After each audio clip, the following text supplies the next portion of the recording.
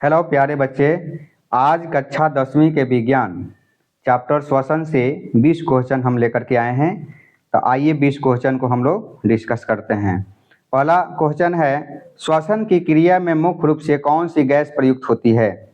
Option A है nitrogen, option B oxygen, option C carbon dioxide, option D hydrogen. तो इसका सही option बताएं क्या होगा? इसका सही ऑप्शन है ऑक्सीजन। अगले प्रश्न की ओर बढ़ते हैं। अगला प्रश्न है, वायु श्वसन का मुख्य स्थान कौन सा है?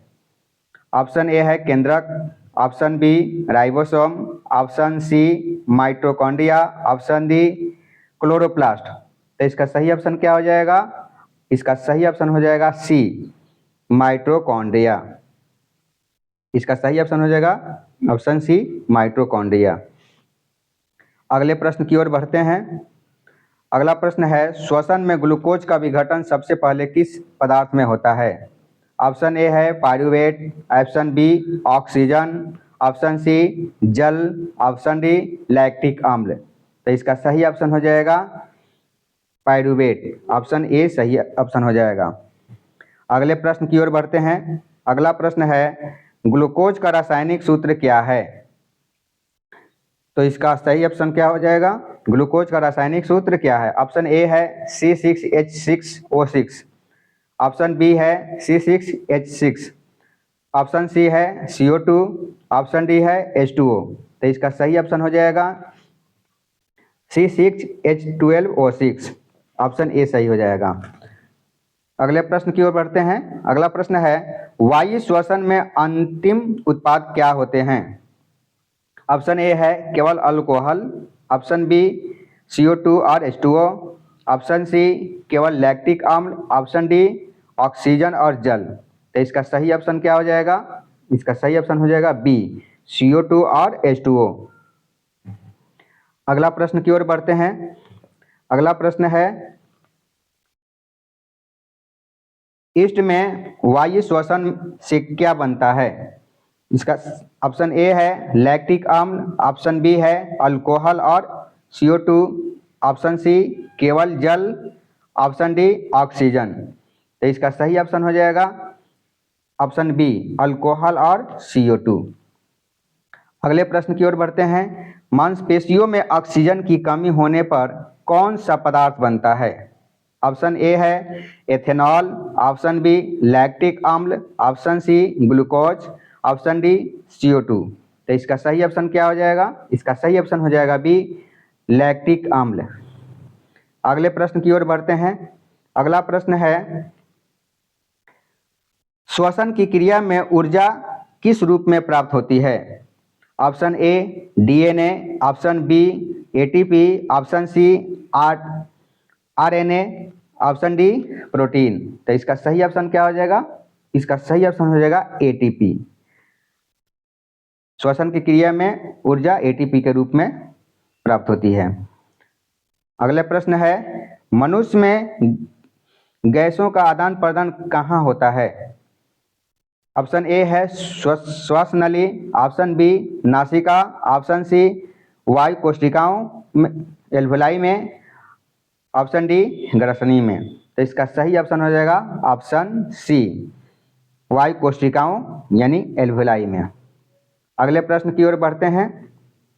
अगला प्रश्न है, फेफड़ों में ऑक्सीजन किसके द्वारा रक्त में पहुंचती है? ऑप्शन ए है विसरण, ऑप्शन बी परासरण, ऑप्शन सी सक्रिय परिवहन, ऑप्शन डी पाचन। तो इसका सही ऑप्शन हो जाएगा ऑप्शन ए विसरण। अगले प्रश्न की ओर बढ़ते हैं। अगला प्रश्न है, मनुष्य में श्वसन का मुख्य अंग कौन सा है? ऑप्शन ए हृदय, ऑप्शन बी फेफड़े, ऑप्शन सी यकृत, ऑप्शन डी वृक्क। तो इसका सही ऑप्शन क्या हो जाएगा? इसका सही ऑप्शन हो जाएगा ऑप्शन बी फेफड़े। अगले प्रश्न की ओर बढ़ते हैं। श्वास लेते समय डायफ्राम की स्थिति कैसी होती है?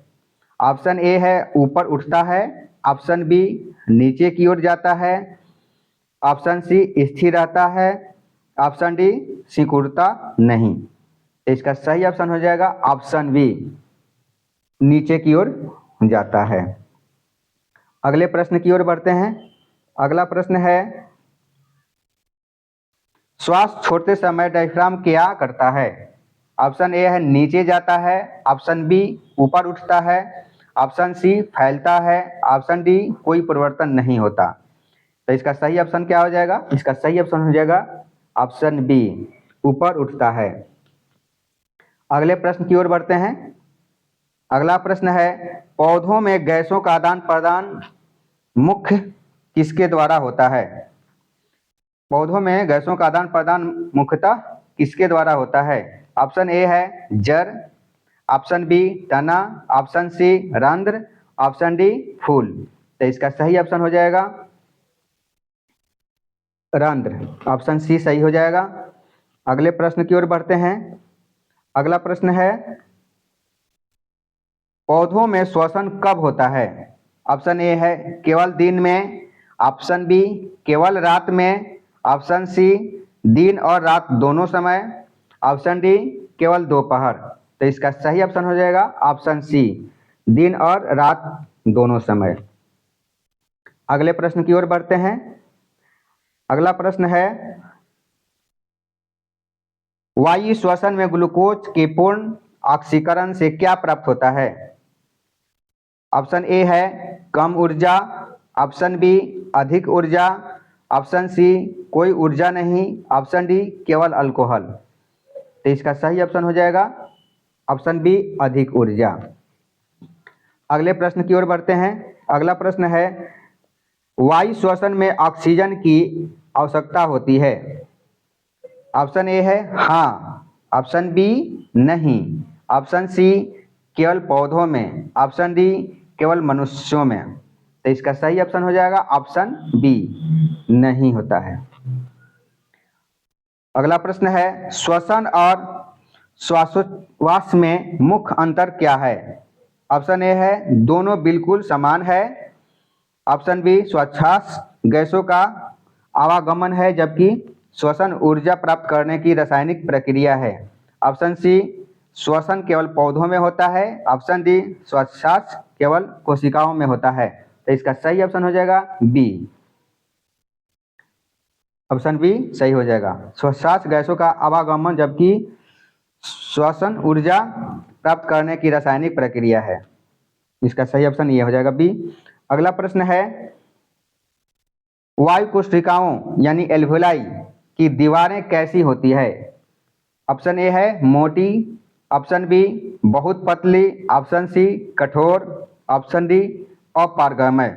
तो इसका सही ऑप्शन हो जाएगा बी, बहुत पतली होती है।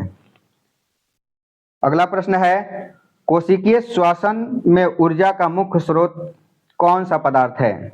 ऑप्शन ए है glucose, option B oxygen, option C carbon dioxide, option D जल। तो इसका सही ऑप्शन हो जाएगा ऑप्शन ए ग्लूकोज। तो इस तरह से हम लोग देखें 20 क्वेश्चन को श्वसन क्रिया चैप्टर से। इस वीडियो को लाइक करें, शेयर करें और सब्सक्राइब करें। धन्यवाद।